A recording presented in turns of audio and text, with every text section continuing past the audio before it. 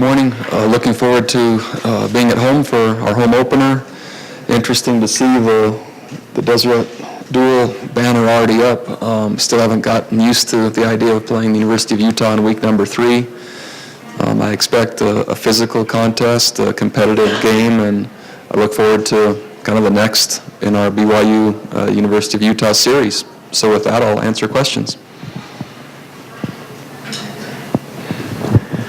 Bronco, where would you put your level of concern for the offensive production right now?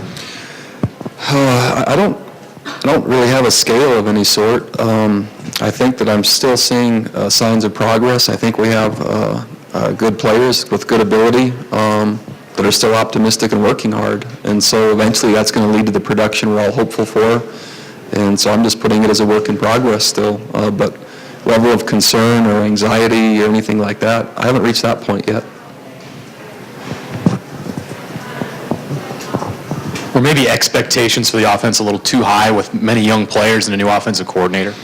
You know, I'm not sure. I like the high expectations, and I think that, again, we have a good program with good personnel and an exciting and challenging schedule. So I think all those things were well-founded and one play away from being 2-0 or 1 point away and with 2 hard games on the road. So I just think that's part of it's who we've played and where we played them to begin the season.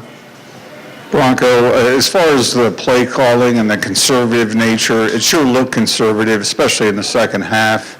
You know, the third down play where it was a delayed draw and stuff like that. Are you on board with what's happening right now, or does it need to change?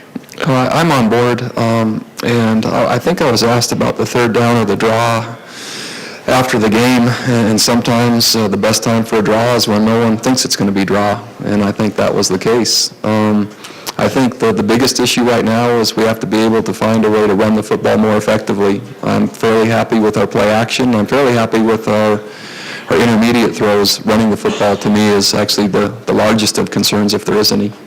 The nature of I don't know what to call it, but dinking and dunking, do you want to get the ball down the field a little more? I do, and I think that, you know, ideally we'll get to the point as our targets emerge, which I think you're seeing Ross emerge, kind of Cody Hoffman emerged a year ago, but we've got to get more consistently open downfield for those shots to be taken, and eventually, you know, maybe 25% of the throws will be downfield, and I think in the Texas game, the variety of pressures they were coming after the quarterback with and the variety of looks made us a little more protection conscious than downfield conscious.